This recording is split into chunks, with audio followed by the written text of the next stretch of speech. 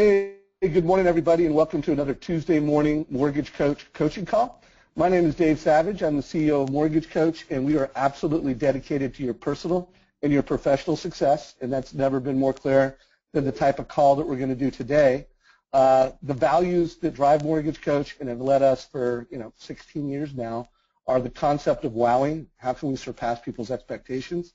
Education. We believe in wowing through education and excellence. Everything that we do, whether it's our apps, the way we present information, both visually and from an insight perspective, we're just always striving to do that at a level of excellence.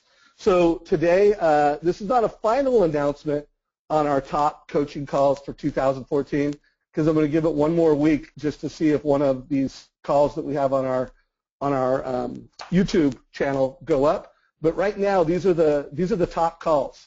Ken DeLeon, the #1 realtor in America. That is the only call that was actually done last year, but it's been viewed the most this year. Has over 1,400 views. Most of these calls all have over 300. There were a couple that were under that. I want to do a big shout out to Nikki Groff. She is the first woman mortgage coach leader that has made the final cut in terms of the most viewed and watched. My goal is to get more women in the Mortgage Coach call, but again, for all you who have not seen these calls, we have created a playlist called Best of 2014, and I'm going to show you how to go get to it, but everybody who's already subscribing to our YouTube page, it's there. We created a playlist called Best of 2014. If you see one that you've missed, make sure you go check it out. Now, like I said, I really want to see more women as leaders in the Mortgage Coach community. I would love to interview more women this year. I would love to see more being, their content being viewed. So these are the 4 front runners. Nikki was one of the top 12. Louise and Cindy were close. And #1 realtor in the state of Iowa, Felicia Judd, is in the running also. So I also created a playlist called MC Women in Leadership. So if you want to watch one of their videos by next week and hopefully push them into the top 12, you've got an opportunity to do that. During next week's coaching call, we will lock it down and say, hey, these were the best of 2014. So again, there's a playlist, MC Women in Leadership for 4 women that are, well, Nikki's already in there, and the other 3 great female leaders are also there. So today's call is all about sales planning and goals for 2015. I've got 2 amazing leaders, both speakers, both coaches, both great friends of Mortgage Coach. Michael REGAN, welcome to the call, and thanks for making time. Dave, glad to be here, and looking forward to our time today. Well, I am too. You will be in the second half hour of today's call, although you've been on these calls before. You know how I roll. Let's keep it real, transparent, and organic, so feel free to add some color to something that Hal says or ask Hal a question along the way. Sound good? You got it. You got it. All right. So we're going to kick off today's call with Hal Elrod. Hal was one of the top 12 coaching calls for 2014, where he really broke down the miracle morning. That's been one of the most viewed Mortgage Coach calls. And I would say in terms of the calls that I get a lot of comments on, I mean, it may be the leader. His book, The Miracle Morning, every person that I've referred to this book has said, thank you, Dave. Everybody that I've referred Hal to, Todd Duncan, after referring him, said, Hal, we have to have you on stage at Sales Mastery. And the amazing value that's come back to me as a result of introducing him to Todd and having him at Mastery, mind-blowing. I referred him to Darren Hardy.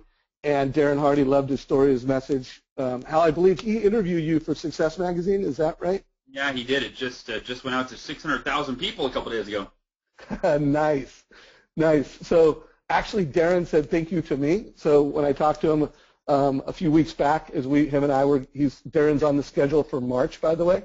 So Darren will be speaking at a Mortgage Coach call. And as you guys all know, he's been a good friend of mine for over a decade. Actually, it's probably closer to 20 years, so we've known each other for a long time. But he said, thank you for the referral. So, Hal, you're doing great things in the world, man. Dude, well, I can't thank you enough for referring me, man. Thank you, and I'll keep doing my best to get you thank yous back. Yeah, right on. Well, that's how I get my rewards. So Hal has a new book. It's the miracle morning for the real estate agent. We want to make sure that you guys are aware of that, understand some of the content in that. And really today, for the next 10, 15 minutes, Hal is just going to share some stories, fire you guys up so that you're starting your day right and you're ready to take your sales goals to the next step. So Hal, I'll let you kind of kick it off and how you'd like to start this conversation. But knowing it's about sales goals, knowing it's about ready to start you're off with a new focus, what thoughts do you have? Yeah, so for me, my background, when I was 19 years old, I started selling Cutco cutlery, and I never had any intention of being a salesperson, and when I started with the company, it was really just to make a little money while I paid for college. I wasn't planning on, I had no aspirations of breaking records, and 10 days into my sales career, I had broken the all-time company record where I had sold more in my first 10 days as a sales rep for the company than I think there was over 500,000 sales reps at that time. So for me, I was like, whoa, maybe I'm, I was a DJ on the radio when I got the sales job. I thought maybe I'm meant to not be a DJ. Maybe I'm meant to be a salesperson. I don't know. And went on to have a lot of success with that company. And here's what for me I think is important to look at. For me, I always looked at what caused, the times that I was failing, what caused the failure, and the times that I was succeeding, what caused the success. But more importantly, especially with us going into the new year, how did I look back at, there was this one year that was a absolute breakthrough year for me. It was 2005. And in 2005, I had gone from, being a top performer in the company to doubling my sales from my best year ever in 5 years to the next year. I doubled my production. I doubled my sales. I literally doubled my income from one year to the next. And so that was also a year where the rest of my life didn't fall apart, but I actually got in the best shape of my life. I met my wife. I wrote my first book. I launched a speaking career. I launched a coaching business. All of that while I went out and doubled my best year ever. And so I've spent a lot of time, as you might imagine, really analyzing and evaluating what in the heck did I do differently that allowed me to achieve such a big quantum leap, if you will. And I can break it down to a few things. And I think these are obviously what you're going to want to consider or look at for how you can apply this to going out, and maybe you don't want to double your best year ever. I don't know. Maybe you do. Maybe you want to quadruple it. I don't know. But the principles are universal for increasing. No matter what, I'm sure you want to do better in 2015 than you did in 2014 and likely do better than you've ever done in any year before. So there's a few things that I'll share with you. The first is what I call the secret to sales success. And this for me was, I apply this to this day in anything I'm trying to accomplish. And here's what I believe is really the secret, the not so obvious secret, if you will, to sales success. And it is this: be committed to the process without being emotionally attached to your results. And this is worth writing down. I'll say it again if you have a pen. Be committed to your process without being emotionally attached to your results.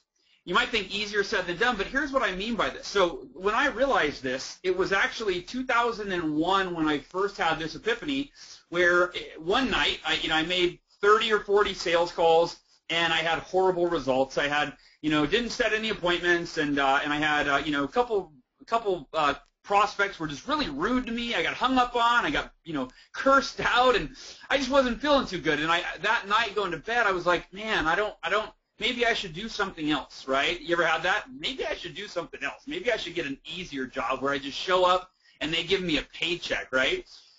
We've all had those days. And so I was restless trying to fall asleep that night, and what I realized is my emotions were attached to my results. If I had a good day of appointments or a good day of sales, I felt good. If I had a bad day of appointments or a bad day on the phone, or I had bad results, bad sales, I felt bad. And I had this big epiphany. I went, wait a minute.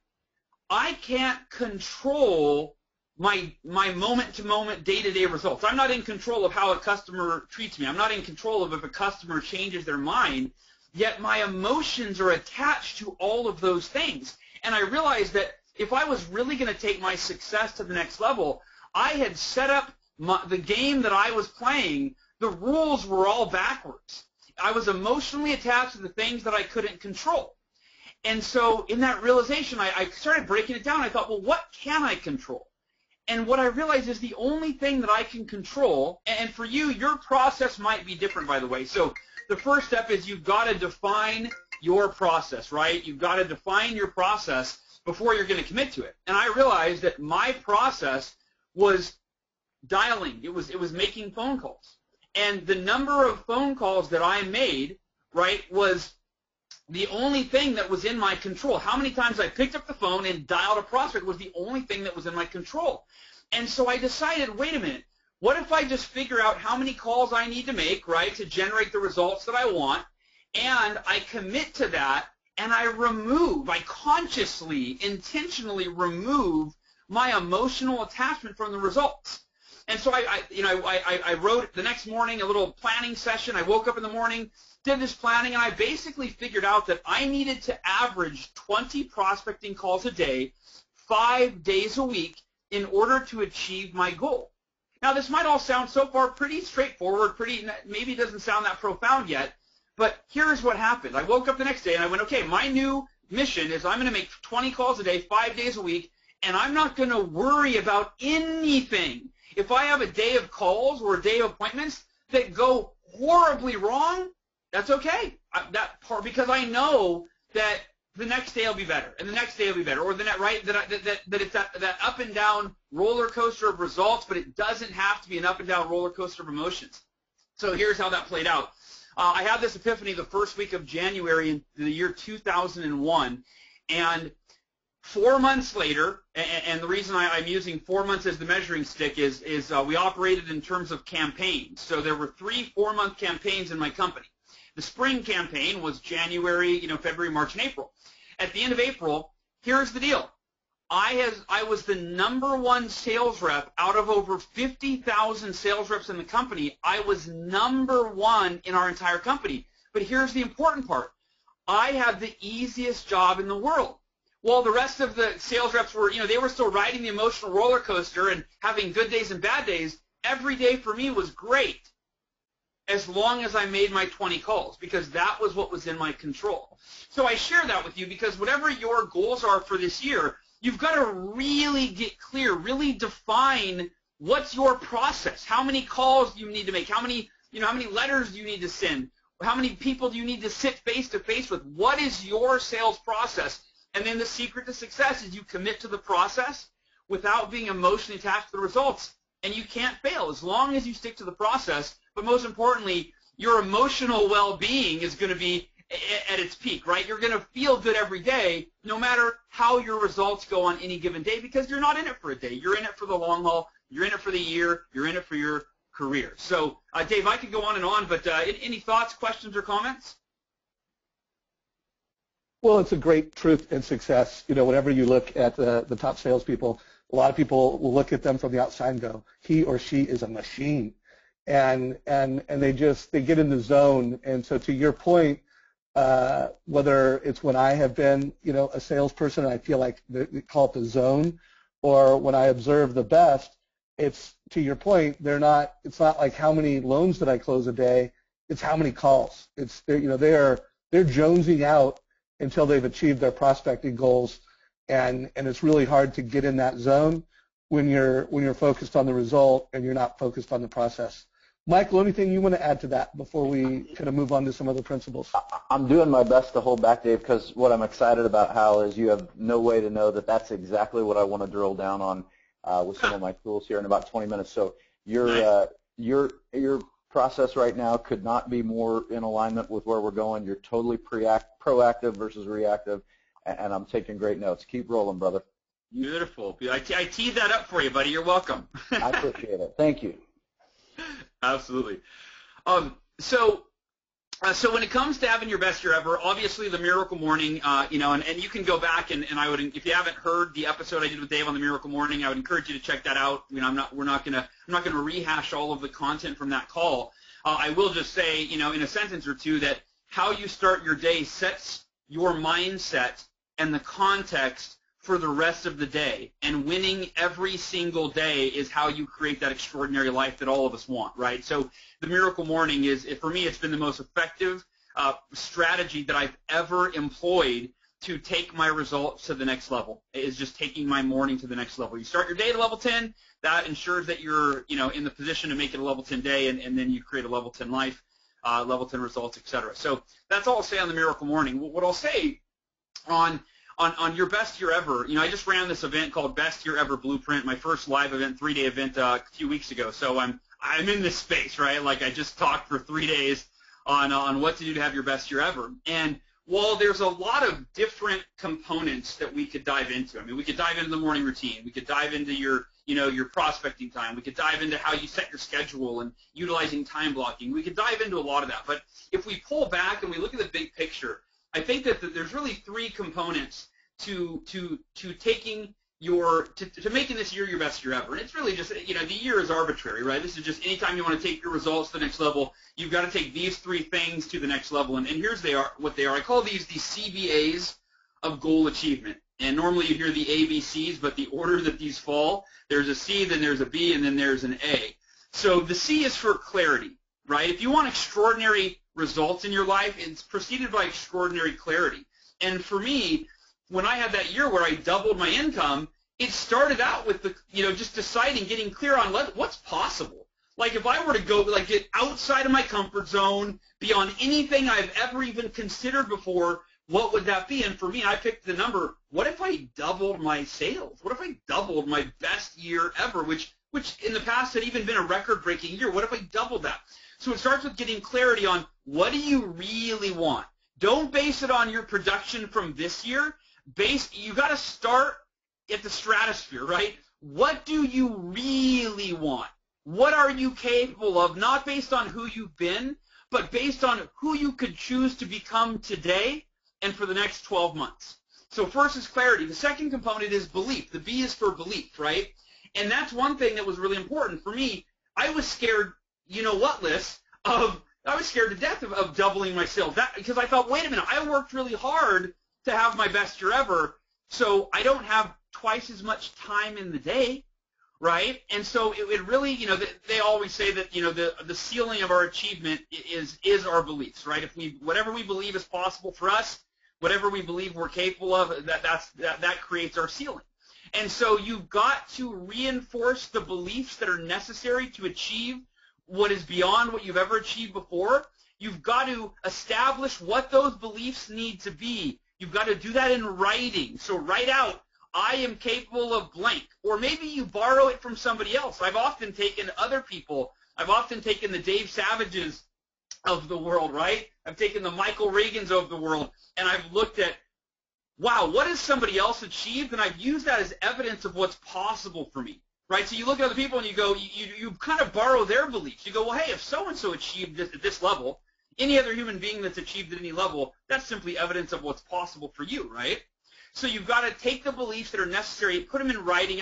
In the Miracle Morning, I call those affirmations, right? Written statements that articulate what you want, why you want it, and who you are committed to being and what you are committed to doing to guarantee that you achieve whatever it is that you want. So the beliefs are crucial, and you can't just think about the beliefs one time. You've got to literally put them in writing, and then by reading them every day, ideally first thing in the morning to set your conscious mind, and then first thing before bed to really program your subconscious mind to program you to adopt those beliefs and live in alignment with those beliefs for the next 12 months. And then last but not least, so we got the C, clarity, the B, belief, and the final A is for accountability. And accountability is, I believe, it's what closes the gap between where you are now and what you've accomplished in the past and where your potential lies.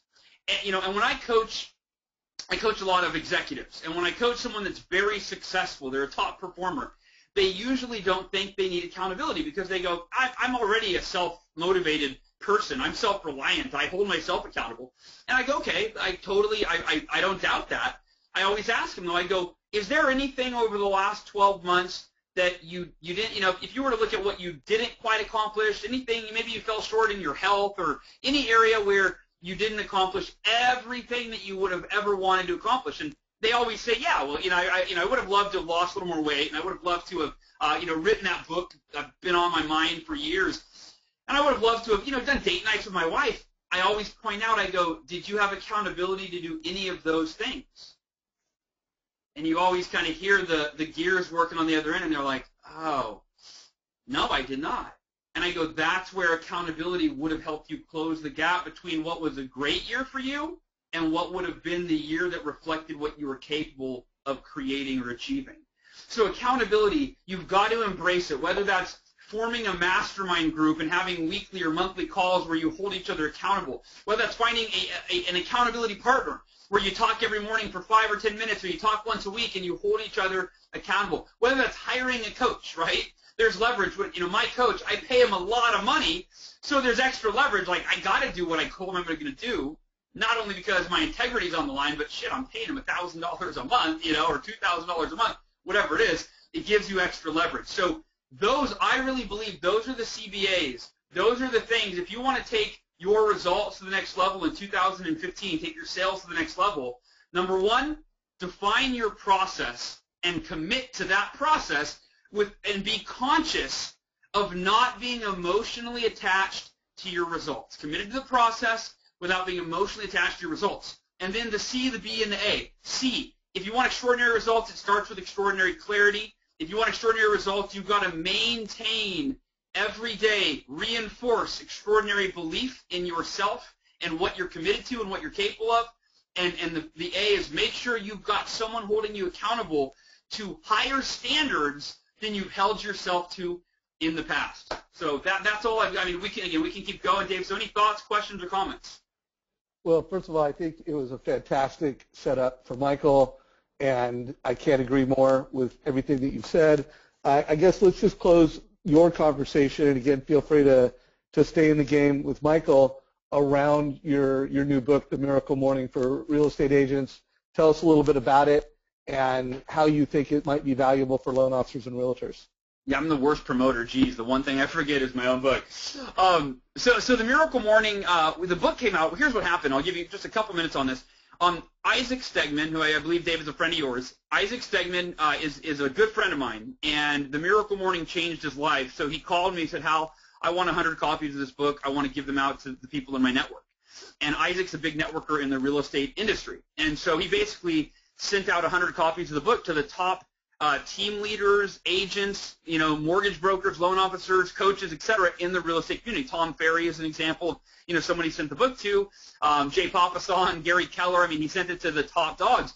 And single-handedly, it started spreading, and I'm getting calls from real estate agents going, hey, Hal, we want 40 of your books for our team, blah, blah, blah. So Isaac ordered another 400 copies from me and single-handedly created a movement in the real estate industry. Well, I was contacted by Michael Mayer, the author of 7 Levels of Communication, who I believe was on, I know you've had him on a few times, Dave. Michael Mayer reached out, was a big fan of the book, and we started masterminding. And then Jay Kinder and Michael Reese, the founders of NAEA, National Association for Expert Advisors, they reached out to me and said, Hal, we love this book. We want to find a way to get it in the hands of agents. So long story short, it just made sense that The Miracle Morning for Real Estate Agents was brought to the world. And here's what makes this book different, because this is the most important question to ask is, well, I read The Miracle Morning. Do I need The Miracle Morning for Real Estate Agents? Or which one should I get first if I haven't read either? The Miracle Morning for Real Estate Agents, here's what makes it different. Really just 2 things. Number one, it is written for real estate agents. So, Michael Mayer and these top producers, Michael Reese, Jay Kinder, right, they helped mold everything so it applies to real estate agents, the affirmations, just everything, the challenges that you can apply this to. How does the Miracle Morning apply to real estate agents? So it's written for agents, obviously. The second thing is it's a parable. This is a fictional story. So the original Miracle Morning book, it was a nonfiction book. It was here's what you do, here's how you do it. This is actually a parable, so it's radically different because it takes the characters, believe it or not, from 7 Levels of Communication from Michael Mayer's book, and it actually is the next phase in their journey. So they discover the Miracle Morning. Now they're married. She's pregnant. They're kind of struggling. They've kind of fallen from grace a little bit in different areas, both professionally and personally. So it's the journey. The original book told you what the Miracle Morning is. This shows you how two people's lives are transformed. And then third and the final major difference is it's been 2 years since the Miracle Morning came out, and I've learned a lot since then about all of the Miracle Morning practices. So all of my advanced strategies that I didn't even understand when I wrote the first Miracle Morning book, affirmations, how to really take affirmations to a whole different level, what makes visualization not effective for most people, and how do you take it to another level. Every aspect of the Miracle Morning, everything I've learned since the book came out originally, that's all in the real estate book. So those are the three things that really make it different than the original book. And if you're a lender, right, yes, it's going to apply to you considering one of the characters is a lender. And number two, I've had a lot of lenders reaching out to me, and they've been buying it for all of the real estate agents in their network for a Christmas gift or a New Year's gift or whatever. So you can get it on Amazon.com, do 2-day shipping, and it'll be here a couple days after Christmas. Right on. Well, hey, Hal, thank you so much for making time to deliver value. Michael, before we bring you in, anything you want to say to Hal, anything you want to add on to what he just went through? So, Hal, you focused on the CBAs, and your takeaways there were, number one, make sure you have some sort of masterminding available. I'm excited to unpack that a little bit. Number two is having an accountability partner. I believe in this holistically. I mean, even as a full-time coach, just like you and I both have accountability partners in order to even keep the coach on track. And I think our coaching clients need to know and value that we practice what we teach. And obviously, number three, coaching. That would sound very self-serving, but let's face it, I am a coach because I was coached, and I saw the potential in being able to help larger groups of people by moving toward my passion to serve others in this way. I'm sure that's what drives your passion to go from a background in radio and selling Cutco to being able to be an author and a speaker and a teacher who coaches. I mean, you're driven by that same passion, so you understand that coaching is not just a box to check. It's a place to practice these CBAs. So I look forward to showing how we demonstrate some of that in a couple of my tools, but you really teed it up wonderfully. Thank you. Awesome. Thank you, Michael.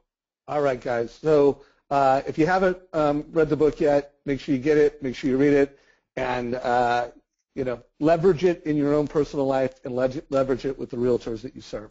So before I bring Michael in, I want to tee up some thoughts as a leader, a mortgage coach.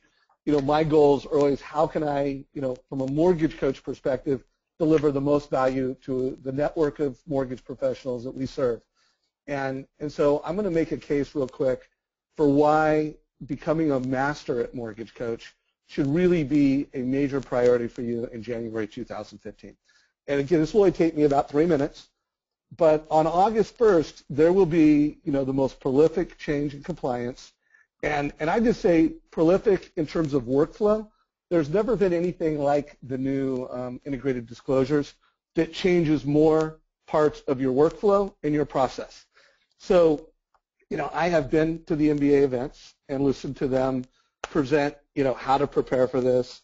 I interview Ken Perry. Obviously, I've interviewed Mitch Kiter twice. And so, there's a lot of challenges. By the way, I could have easily, wherever I put the word challenge, could have put the word opportunity, because the loan officers and the lenders that really turn this word from challenges to opportunities really are going to crush it in 2015. So here's my thoughts. First of all, timelines are different, and it's going to matter more than ever that you have scripting and that you get your expectation management together. Consistency, the way that you're delivering a consistent experience at the point of sale and throughout your process, it's going to matter more than ever. So you got to follow the same process and systems. I loved Hal's message around focus on the process, not the result.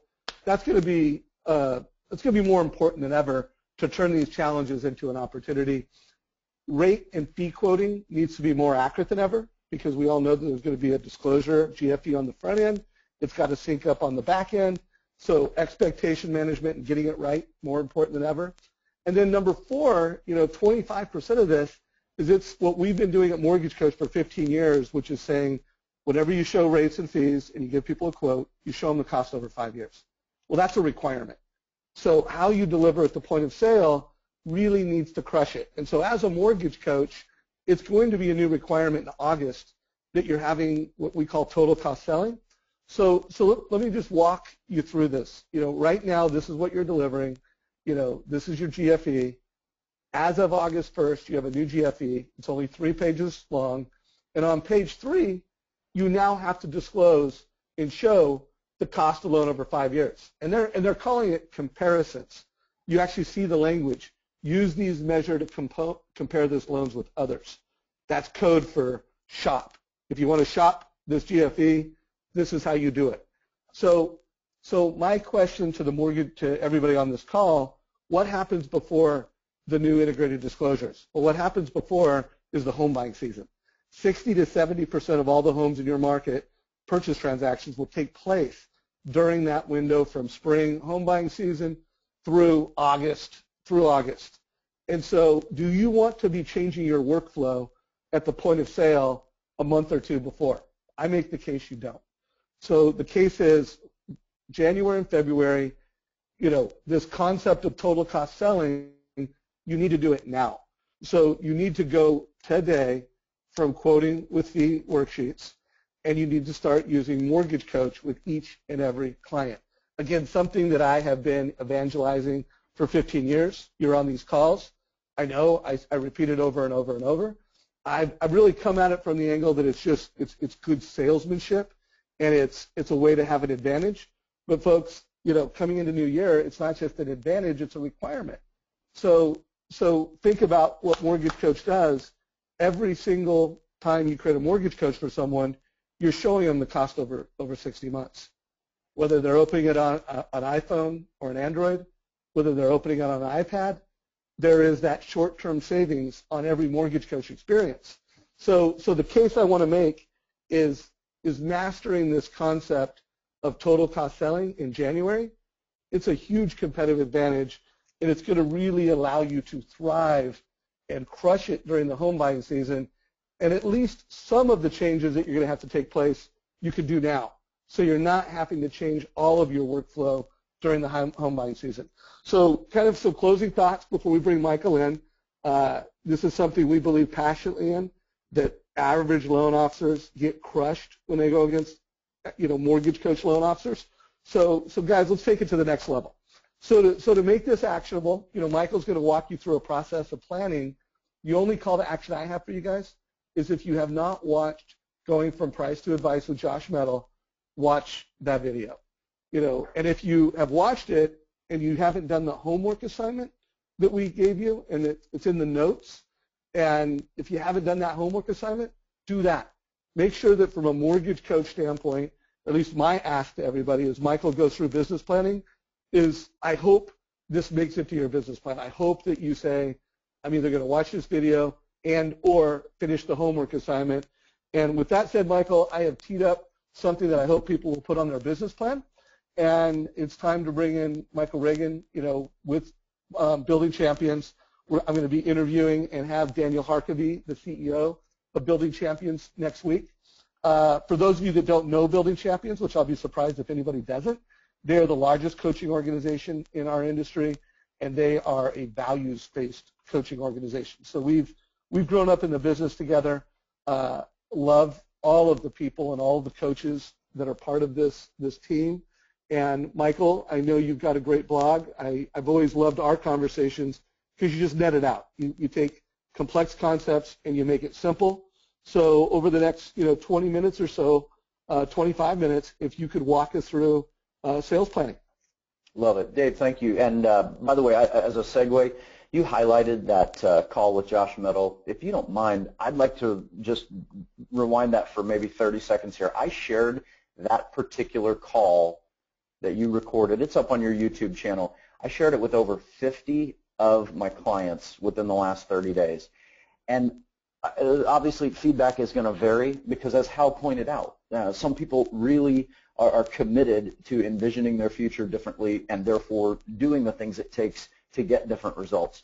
And when I had the clients who needed to see a guy like Josh who I think by all accounts is one of the most successful loan originators in the country and was before he was using the Mortgage Coach tools.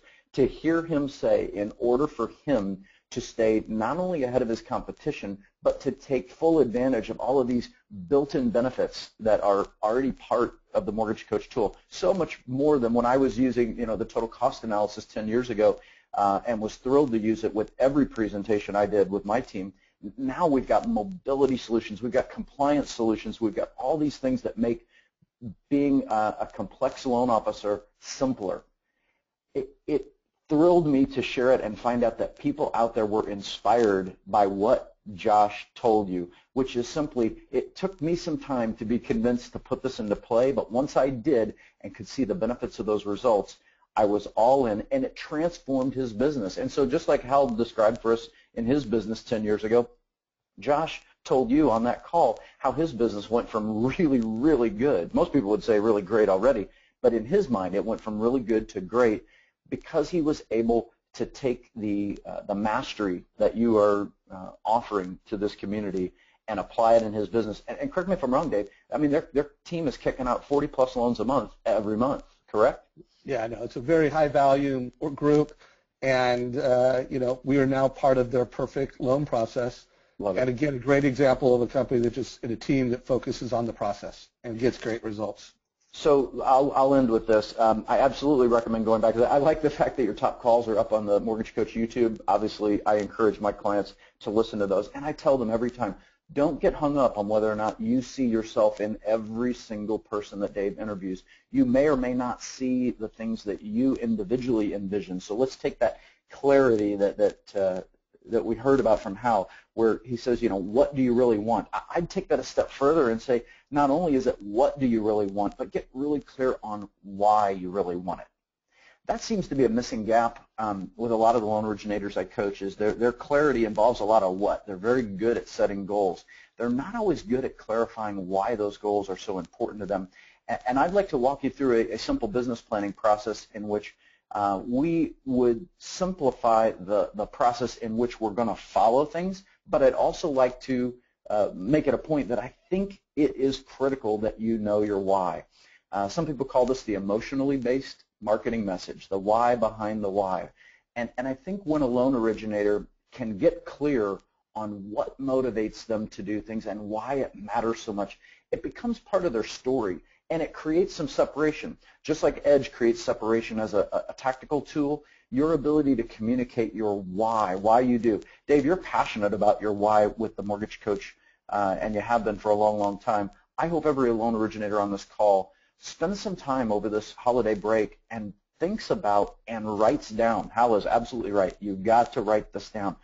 Ask yourself why you do what you do and why it is so important to you. And my challenge is, whatever answer you come up with, see if you can answer that 5 more times. And I don't mean 5 individual answers. I mean dig deep. Take the answer you gave to why you originate mortgage loans and provide this great tool in which families all across this country can obtain home ownership, and ask yourself, why is that so important to you? Each of you will come up with an answer, and when you do, ask yourself again, why was that answer so important to you? Here's what happens when we take clients through that process, Dave, is they get to a point where they start talking about very personal things that have nothing to do with mortgage lending. You suddenly find out stories from these folks of why that's so important to them, because they maybe grew up in a family that couldn't afford a home and they were passionate about it, or maybe they grew up in a family where having the kind of visibility to the cost of a mortgage wasn't clear to them, and so they mismanaged their money and lost things along the way. Whatever their stories are, those stories begin to fuel why they do what they do, and when they can find a way to share those, powerful in their presentation. So let's now assume you're clear on your why once you go through that exercise, and now let's talk about the what. Let's take what Hal said and put it into practical application with our simple business planning tool. If you can flip to the tool itself, I'd like to show it rather than the directions there, and I'd like for your users to see how simple this one-page document really is. This is a tool based on that was it, nope, you were there, based on a very simple, practical solution to annual business planning. So number one, I hope all of you will spend some time over this break doing just what Hal said, the clarity of what you really want. Write down at least one and no more than 4 specific and measurable outcomes for 2015. So that may involve some things that are very revenue-based. That may involve some things that are unit volume-based in our mortgage lending industry. It may involve the number of partnerships you have. It may involve the number of times you're going to present your mortgage coach tools to a borrower. There are lots of things you can measure, but I want specific measurable outcomes for every loan originator on this call for 2015. You're going to write those on this line, and believe me, you may need to spend some time in your journal kind of harvesting the best of those and getting, let's say, at least 2 and no more than 4. If you don't have 4 specific, measurable, really clear outcomes for the year listed, there's a risk at the beginning that your year is going to be a year of busyness and not a year of results. By the way, guys, I want to be clear. An outcome is not close more loans. An outcome is not meet more realtors or partner with more realtors. Those are not specific and measurable. Okay, they're great themes. They lead us in the right direction. I want measurable. Are you going to close 100 units of mortgage volume this year? Maybe your team's going to close 200 units. Maybe you're aiming at 50 million in loan production for the first time. Pick a number that is specific and measurable for the outcomes. Those annual outcomes should lead you on this sheet to 2 different kinds of processes to follow. So it's exactly what Hal just talked about. We're going to define that process, and then we're going to follow it. And I believe if I took my notes correctly, Dave, the key is not just knowing your goals, but following that process every day. Couldn't agree more. And we're going to show you how we do this. So I brought 3 examples of disciplines that I think can fall into this process that I think every mortgage lender out there will relate to. So if you don't mind, let me run through those real quick. The first is on Tuesday. As an example, I coach my clients to reach out to every one of their active file borrowers, borrowers agents, and listing agents with a personal phone call. They need to block out 90 minutes to do it. So the discipline is Tuesday active file calls, and 90 minutes is the measurable. In other words, I am going to make it my goal to spend 90 minutes calling active files every Tuesday. Now, what this means is you're going to be updating those borrowers on the status of something that's already active in their system, and they may feel like, well, I already get the updates on those. Your team already sends me an email with those updates, or your assistant has already told me about all of this. All of that may be true, but Dave, I've learned that most of my loan officers, they hide behind their technology, and they're not always great about just picking up the phone and making those phone calls. So depending on the level of your pipeline, those might be 15 calls you're going to make, 5 active files, 3 people per call. You're going to make 15 calls every Tuesday. Have some fun with it, guys. It may seem to you like a burden, but remember, the highest percentage of referrals you're going to get are from those 3 categories when you close this file as promised. So make sure that you set it up in the initial consultation that I'm going to be contacting you every week to update you on the active files and to make sure I'm highly available to answer your questions during the transaction. A second discipline might be every Wednesday calling all of your pre-approvals.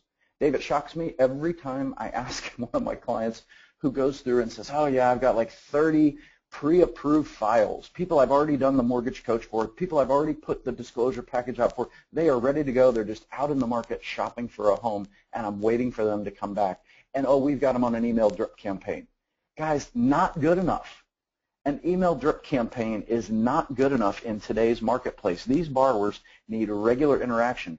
Obviously, Mortgage Coach Edge gives you some access for really, really regular interaction, but I recommend a Wednesday goal to contact every pre-approved borrower and their borrower's agent for a status update. And again, set this up in your consultation. Let them know I'm going to be contacting you. And when they try to dismiss it with you and tell you, you don't need to do that, or just send me a text, or just send me an email, that'll be fine. You're going to have to take control of that situation and remind them There is a reason I am calling you, because I am the leading loan originator in your marketplace, and I have learned that when I am passive in my loan process, this is when the setup of problems start and we have a difficult loan process to follow. When I am proactive, I set up the loan process smoothly and I deliver on all the results we talked about. So please, even if you don't feel we have something we need to talk about, feel free when you see my name pop up on your caller ID, send me to voicemail. Let me go to voicemail and leave you a brief message, and you'll know when you see my name, hey, Michael Regan's doing what he said he was going to do. He's going to call me every Wednesday and check up. And no other loan originator is taking the time to do that, and this is why I trust Michael and his team with my loan. Last one I'll give you on a discipline, just for example, is Thursday.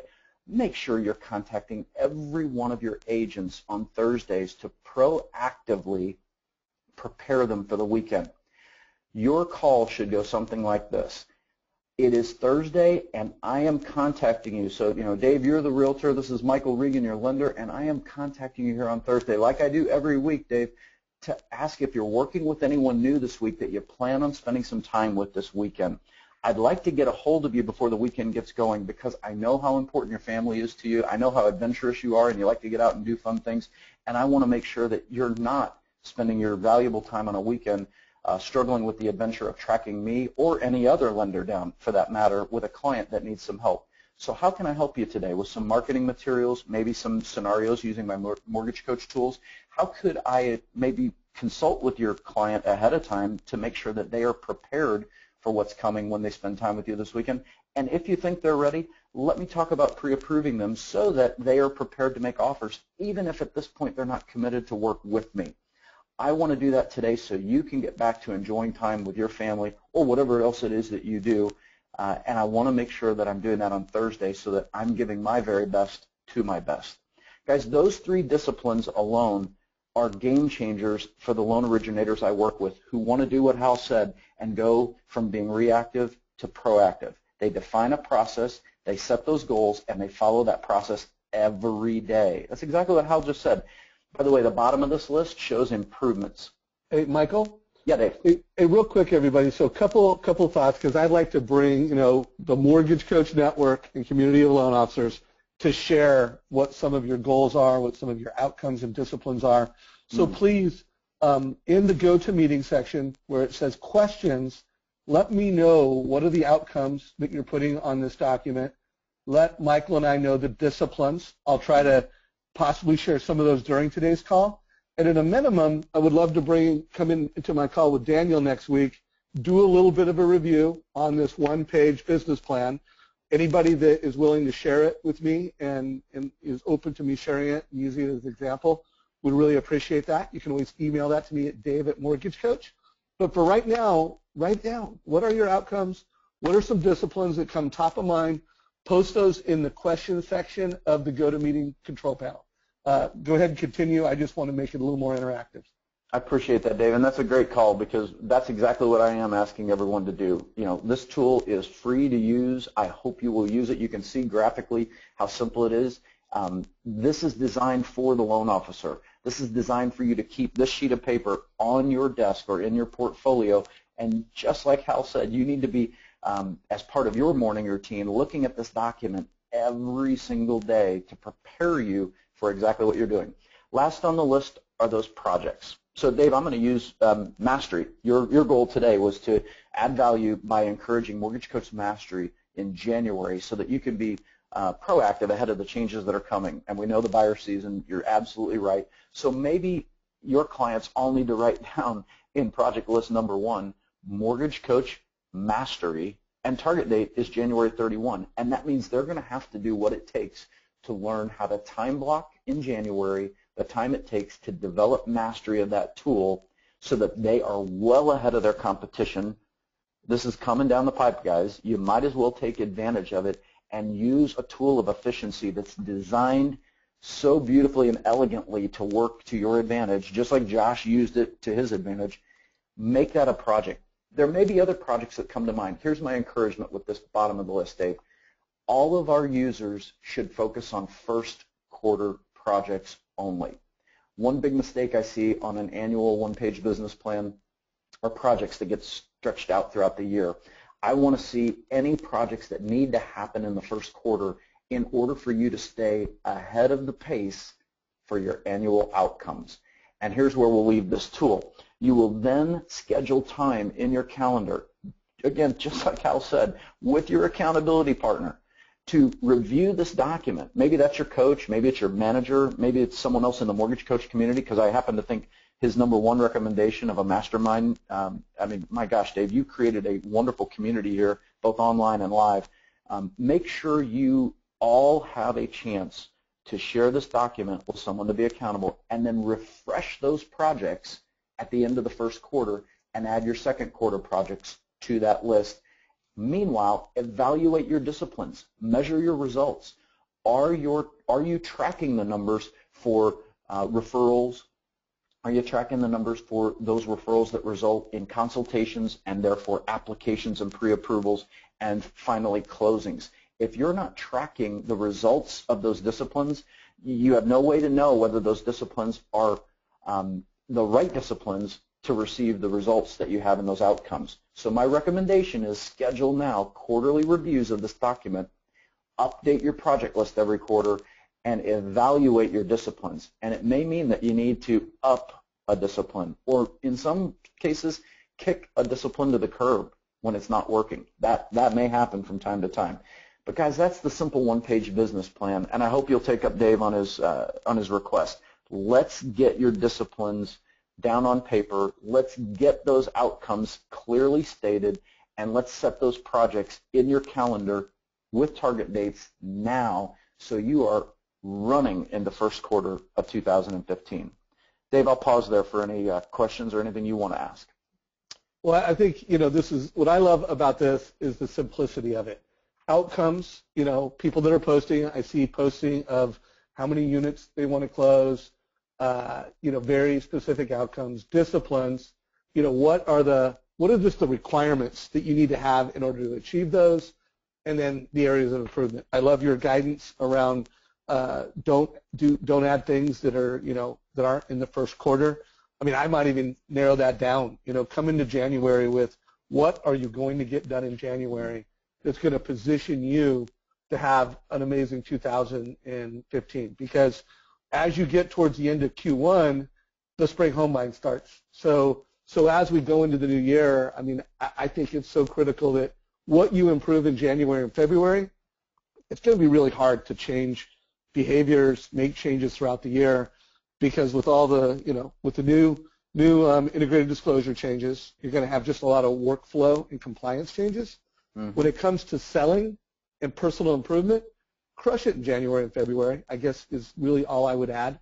So by the way, Michael, I've had a lot of folks ask how to get this planning tool. I want to make sure everybody knows how to do that for this week and next week. So for all of you, it's pretty simple. Go to the Building Champions website, click on Resources, click on Tools. You'll notice there's a life planning tool and a business planning tool. Now, I had already logged in to get it, so I just went right to the links. But for those of you that have not logged in, you'll have to put in your name and information one time. But really simple. I mean, I just walk you through it, and boom, you get this beautiful one-page planning tool with instructions on how to use it.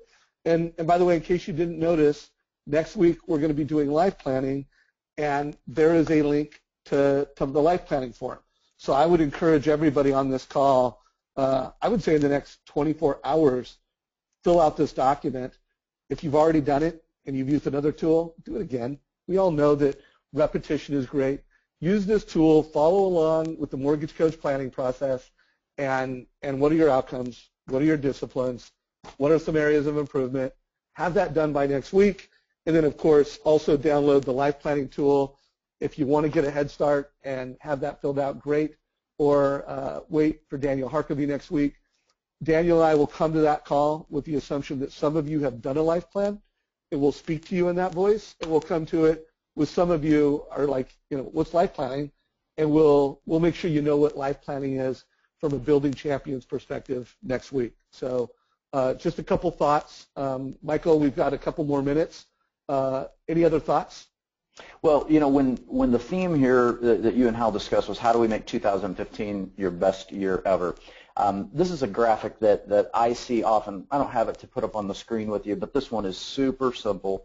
Most of us have seen this infographic circulating around the internet, and I think it's a beautiful and simple articulation of the truth that we need to apply based on what we heard from Hal and what we just reviewed.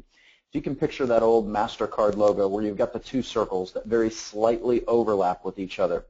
I'd ask all of you, take a sheet of paper right now while you're listening and just draw those two circles that slightly overlap. And in the circle to the left, just write down the words, things I care about. Okay? And by the way, that's something that you need to know. What are all those things I care about? You know, Hal said you got to write those down. Absolutely. But write that down in the left circle. In the right circle, write things I can control. Okay? And that's all that stuff related to your process and all of those things you're going to do to define it and follow it every day. But that slight little overlap of the two circles, Dave, is where the sweet spot is.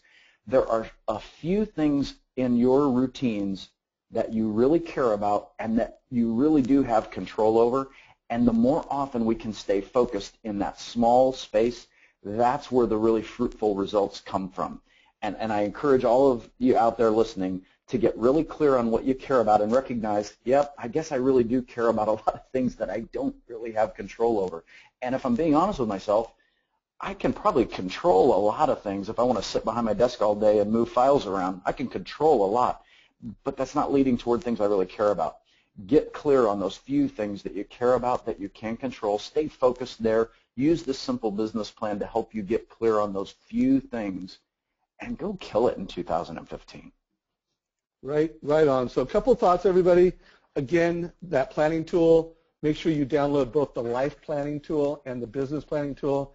And seriously, I will look and think about each one. If you email it to me at Dave@Mortgage Coach, I will reply if I have some quick feedback. So please go through this Mortgage Coach, Building Champions, both business planning and life planning exercise. Also, if you can't emphasize enough, go deep with Building Champions. If you're thinking about a coach for 2015, just a fantastic company that changes the lives of so many of my personal friends and mortgage coach leaders. Notice there's also a business vision tool and a priority management tool. So if you want to go through that process, reach out to the Building Champions team. So from a mortgage coach perspective, take action. Total cost selling, master it in January and February so that it's a competitive advantage. When you look at 2015, spring home buying season, and by the way, I have been going back and forth preparing for another call with Steve Harney, and Steve is basically projecting that this year's home buying season is going to rock. It's going to start early, and it's going to be strong. So master the skills before the storm of busyness happens. If you're not a mortgage coach, first of all, I think everybody, you're a guest on this call if you're not, get on the mortgage coach team so you can crush all the average loan officers out there. Again, every Tuesday at 9 o'clock, I interview people. I bring in top loan officers. I bring in industry leaders like the folks on today's call. Every Thursday is about details, just getting down into how to add a video to your mortgage coach report, how to do an FHA versus conventional, how to do an open house. And every Friday is for beginners. So there's always a place to come and learn and be educated. Again, I want to just huge thank you to anybody and everybody that I've ever interviewed on one of these calls. There is preparation involved so that we have a great call and we net it out for you guys. And so they've done preparation and they've just shared with abundance. I mean, a lot of top loan officers, Josh Metal, just unpacking, his unique value propositions. Jeremy Forcier, unpacking it. Dan Keller, Nikki Groff, really appreciate the time that everybody's invested. By the way, we need more women. I've already talked about that. So if you know a woman that is a great leader and would make a great guest, let me know. So how to get to it, I've had a few people ask. Go to the Mortgage Coach, mortgagecoach.com, click on Help, go to our support center. I hope everybody goes to this frequently. You'll notice that we have, sales training, scripts. But the best coaching calls, there's a link to it, and now you can go through and take inventory on what have you watched. As a mortgage coach, there's not a single call out of these best of mortgage coach calls for 2014 that I'm not highly passionate about and consider them incredibly valuable trainings. So again, if you are a woman leader on this call and you want to be interviewed, let me know. If you feel there's someone else I should be showcasing and you want to recommend, one of my 2015 goals is to bring more women leaders into our community. So please let me know who I should be interviewing, and please check out that playlist. So some parting thoughts. Don't miss Daniel Harkavy next week, the founder and CEO of Building Champions. And Michael, I'll give you the last words. Any final comments or thoughts before we wrap up today's call? Hey, this is the way I would leave it, Dave, is everybody on today's call was encouraged to go out and be proactive. So ask yourself as you hang up the call today, if you want 2015 to be different, what are you going to do differently? If you're not going to do anything different, please don't complain when you're not getting different results. I'm here to help you. Dave, you're here to help people. That's what I love about working with your company, and I hope everybody out there was inspired today to do something different by what Hal said or what I offered, and is willing to take what you've offered in Mortgage Coach and consider how to elevate their game to a level of excellence. I'm excited about working with my clients in the new year. I know you are too, and I appreciate your time today, Dave. All right, appreciate you. Everybody give one last push on the survey. On a scale of good to great, what did you think of today's call? I'm always paying attention, want to know how you feel about the value that we bring every Tuesday. I take it very seriously that you're committing an hour of your time to come in and learn from Mortgage Coach. Want to make sure that we're meeting or exceeding your expectations. So let us know what you thought. Michael, have an amazing Christmas holiday with your family, and I look forward to catching up with having a coffee meetup in the new year, brother. That's a plan. You got it. All right, Hal, thank you for all your contributions. Really appreciate you, brother. This is a wrap, everybody. Have a wonderful day, and we'll see you after Christmas with Daniel Harkavy. Take care.